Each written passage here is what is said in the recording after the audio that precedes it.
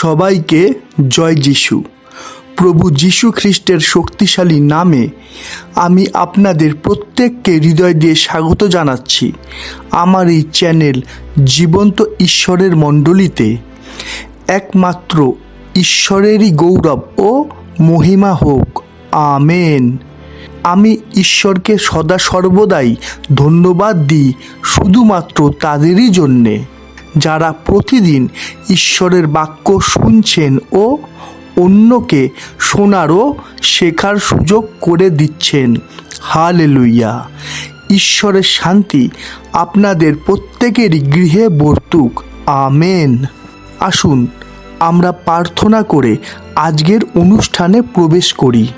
প্রভু, তোমায় ধন্যবাদ দিই, কেননা তোমার দয়া ও মহাকরুণারই জন্যে আমরা প্রতিদিনই এই সময় ও সুযোগ পাচ্ছি তোমার জীবন্ত বাক্যের শিক্ষায় শিক্ষিত হওয়ার জন্য। জীবন খাদ্য, যা প্রত্যেকটা বিশ্বাসীদের জন্য মারাত্মক গুরুত্বপূর্ণ, সেই জীবন খাদ্য তুমি তোমার এই মণ্ডলীর মধ্যে উপচিয়ে দিয়েছ। তাই তো তোমায় ধন্যবাদ প্রভু গো। তাই তো আমি প্রার্থনা করি প্রত্যেক শ্রোতা বন্ধুদেরই জন্যে তুমি তাদের হৃদয়গুলোকে স্পর্শ করো, পরিবর্তন করো, তোমার মন্দির রূপে গড়ে তোলো। কেননা মনুষ্যের কাছে অনেক কিছুই অসাধ্য, কিন্তু তোমার সকলই সাধ্য। তাই তুমি সাহায্য করো প্রভু।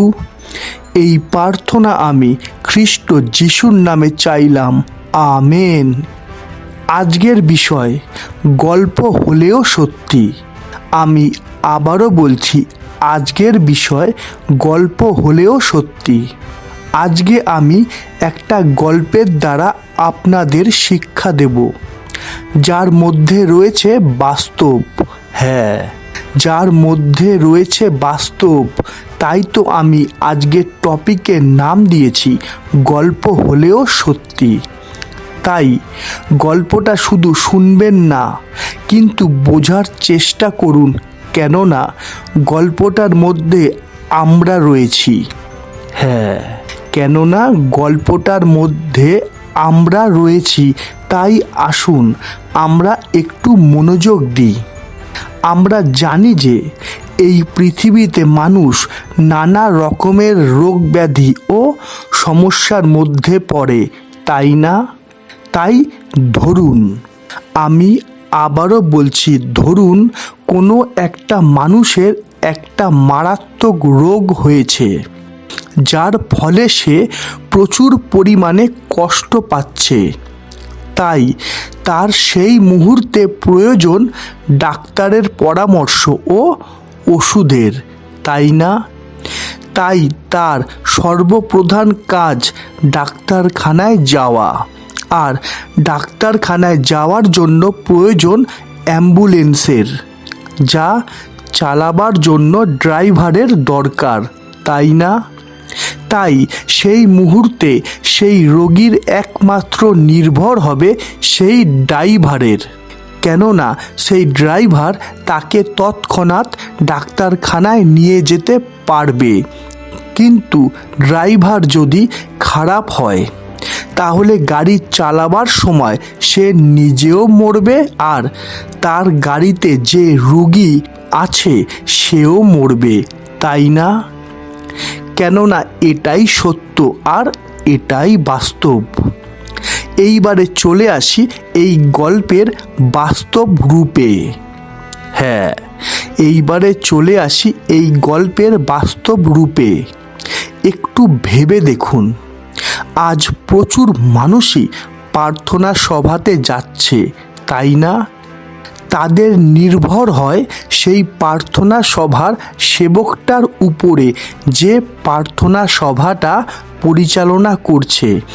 কিন্তু একটু ভেবে দেখুন, যে প্রার্থনা সভার সেবকগুলো সঠিক হবে না, সে তো নিজেও মরবে, আর তার উপর নির্ভর করা, তার থেকে শিক্ষা নেওয়া প্রত্যেকটা মানুষই মরবে, তাই না?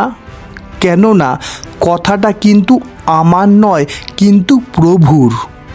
যেমন লেখা আছে, আমরা দেখি মথি 15:14 উহাদিগকে থাকিতে দেও, উহারা অন্ধদের অন্ধ পথ দর্শক। যদি অন্ধ অন্ধকে পথ দেখায়, উভয়েই গর্তে পড়িবে। দেখুন, বিষয়টা হালকা মনে করে উড়িয়ে দেবেন না, কেননা বিষয়টা খুবই গুরুত্বপূর্ণ। তাই তো প্রভু যীশু অনেক আগে থেকেই আমাদের সাবধান করেছেন। তাই আমাদের প্রথমেই দেখতে হবে যে আমরা যে প্রার্থনা সভাতে যাচ্ছি তার শিক্ষক কেমন, যা দৃষ্টান্ত রূপে রোগী যে অ্যাম্বুলেন্সে যাচ্ছে তার ড্রাইভার কেমন। কেননা অ্যাম্বুলেন্সের ড্রাইভার যদি ভালো হয় তবেই সেই রোগী ডাক্তারখানায় গিয়ে পৌঁছাতে পারবে, তাই না? যেমন লেখা আছে, আমরা দেখি যোহন 14:6 যীশু তাহাকে বলিলেন, আমি পথ ও সত্য ও জীবন, আমা দিয়া না আসিলে কেহ পিতার নিকটে আইসে না। অর্থাৎ দরকার সঠিক শিক্ষকের, দরকার সঠিক শিক্ষার, তাই না? দেখুন, আগেকার দিনে পিতা, পুত্র, পবিত্র আত্মা ও সঠিক প্রচারকের সাথে সঠিক শিক্ষা ছিল। কিন্তু আজ পিতা, পুত্র, পবিত্র আত্মা অবশ্যই আছেন, হালেলুয়া, কিন্তু সঠিক প্রচারক আর সঠিক শিক্ষার বড়ই অভাব পড়ে গেছে। কারণ আজ বেশিরভাগ জায়গাতেই বাইবেলে যা আছে তা বলা হয় না, কিন্তু সেই সবই প্রচার করা হয়ে থাকে যা নিজের ভালো লাগে, যা শুনতে বেশিরভাগ মানুষ পছন্দ করে। তাই তো এই জীবন্ত ঈশ্বরের মণ্ডলীর মধ্যে সদস্যদের সংখ্যা খুবই কম, কেননা এখানে কোনো মানুষকে খুশি করার জন্য প্রচার করা হয়ে থাকে না। কেননা এখানের উদ্দেশ্য একটাই, আর তা হলো সত্যের শিক্ষায় মানুষকে শিক্ষিত করা। যেমন প্রভু যীশু বলেছিলেন, আমরা দেখি মথি 28:20 আমি তোমাদিগকে যাহা যাহা আজ্ঞা করিয়াছি সে সমস্ত পালন করিতে তাহাদিগকে শিক্ষা দেও। আর দেখো, আমি যুগান্ত পর্যন্ত প্রতিদিন তোমাদের সঙ্গে সঙ্গে আছি। হালেলুয়া। দেখুন, আমি এখানে ঈশ্বরের একটা গুরুত্বপূর্ণ পরামর্শ দেখাচ্ছি। দেখুন তিনি কি বলেছেন। আমরা দেখি ইয়োব 4:7-8 মনে করিয়া দেখো, কে নির্দোষ হইয়া বিনষ্ট হইয়াছে, কোথায় সরলাচারীগণ উচ্ছিন্ন হইয়াছে। আমি দেখিয়াছি যাহারা অধর্মরূপ চাষ করে, যাহারা অনিষ্ট বীজ বপন করে, তাহারা তাহাই কাটে। আমরা দেখি প্রকাশিত বাক্য 22:18-19 যাহারা এই গ্রন্থের ভাববাণীর বচন সকল শুনে, তাহাদের প্রত্যেক জনের কাছে আমি সাক্ষ্য দিয়া বলিতেছি, যদি কেহ ইহার সহিত আর কিছু যোগ করে, তবে ঈশ্বর সেই ব্যক্তিকে এই গ্রন্থে লিখিত আঘাত সকল যোগ করিবেন। আর যদি কেহ এই ভাববাণী গ্রন্থের বচন হইতে কিছু হরণ করে, তবে ঈশ্বর এই গ্রন্থে লিখিত জীবন বৃক্ষ হইতে ও পবিত্র নগর হইতে তাহার অংশ হরণ করিবেন। তাহলে বোঝা যাচ্ছে তো যে প্রত্যেকটা মানুষের সঠিক মণ্ডলী ও সঠিক শিক্ষকের প্রয়োজন আছে, যা দৃষ্টান্ত রূপে ডাক্তারখানায় যাওয়ার জন্য অ্যাম্বুলেন্সের সঠিক ড্রাইভারের প্রয়োজন।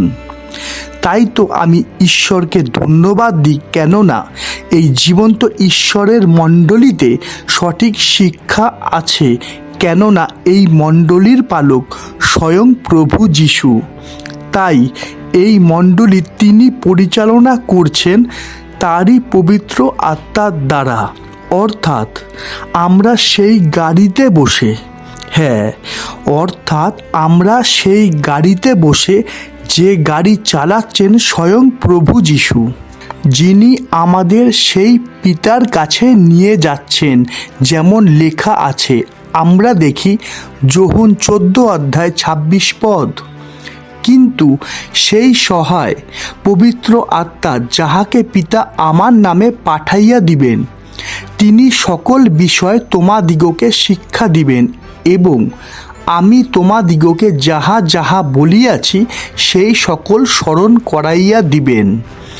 আমরা দেখি যোহন 14:3।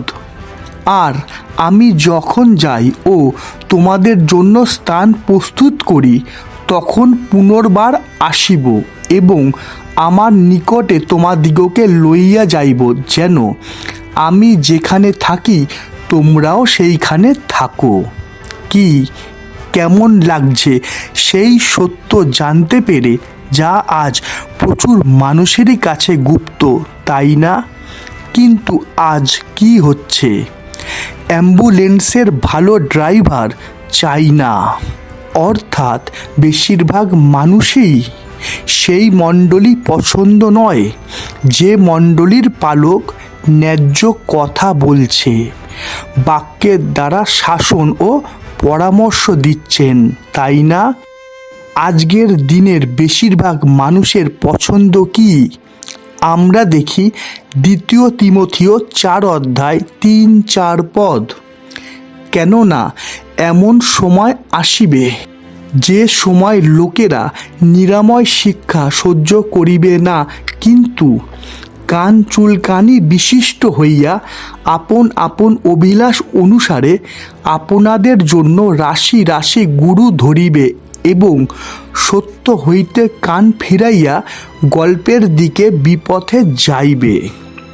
কি আমাকে বিশ্বাস করতে হবে না, কিন্তু আপনারাই দেখুন আপনাদের বাইবেল আপনাদের কি বলছে। হালেলুইয়া! আজকের দিনের বেশিরভাগ মানুষ কি চাইছে?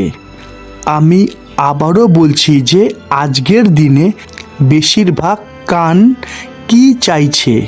আরাম। আরাম চাইছে।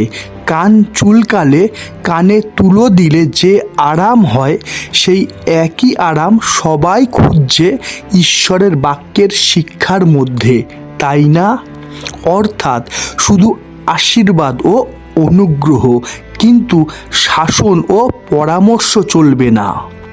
বেশিরভাগ মানুষ চায় এমন প্রচারক যে শুধু ভালো ভালো আর ভালো বলবে, যেন আমাদের কেউ দোষী না করে। আশা করি এতদূর পরিষ্কার। তাহলে বোঝা যাচ্ছে তো যে বেশিরভাগ মানুষ কেমন মণ্ডলীতে যাচ্ছে আর কেমন প্রচারক তাদের পছন্দ। অর্থাৎ তারা অ্যাম্বুলেন্সে যাওয়া সেই রোগী যার ড্রাইভার ভালো করে গাড়ি চালাতে পারবে না বলে নিজেও মরবে, আর তার গাড়িতে থাকা সেই রোগীকেও মারবে, তাই না? কিন্তু বাঁচবে শুধুমাত্র তারাই যারা শুধু ঈশ্বরের বাক্য শোনে না, কিন্তু বোঝে। যেমন লেখা আছে, আমরা দেখি 2 তিমথিও 3:16-17। ঈশ্বর নিঃশ্বসিত প্রত্যেক শাস্ত্রলিপি আবার শিক্ষার, অনুযোগের, সংশোধনের, ধার্মিকতা সম্বন্ধীয় শাসনের নিমিত্ত উপকারী, যেন ঈশ্বরের লোক পরিপক্ক সমস্ত সৎকর্মের জন্য সুসজ্জীভূত হয়। আমরা দেখি মার্ক 4:20। আর যাহারা উত্তম ভূমিতে উপ্ত, তাহারা এমন লোক যাহারা সেই বাক্য শুনিয়া গ্রাহ্য করে এবং কেহ 30 গুণ, কেহ 60 গুণ ও কেহ 100 গুণ ফল দেয়। হালেলুইয়া! কি এখন বোঝা যাচ্ছে তো যে কেন আমি আজকের টপিকের নাম রেখেছি গল্প হলেও সত্যি। আর আজ এই ঘটনাটাই চলছে। হ্যাঁ, আজ এই ঘটনাই ঘটছে, কিন্তু ঈশ্বরের ধন্যবাদ হোক, কেননা তিনি তারই পবিত্র জীবন্ত বাক্যের দ্বারা আমাদের সঙ্গে কথা বলছেন, পথ দেখাচ্ছেন ও তার পথে চলার শক্তি, বুদ্ধি ও জ্ঞান প্রদান করছেন। হালেলুয়া! তাই আমাদের করণীয় কি? আশা করি আমাকে আর বলে দিতে হবে না, কেননা বলছে তো ঈশ্বরের বাক্য, তাই না?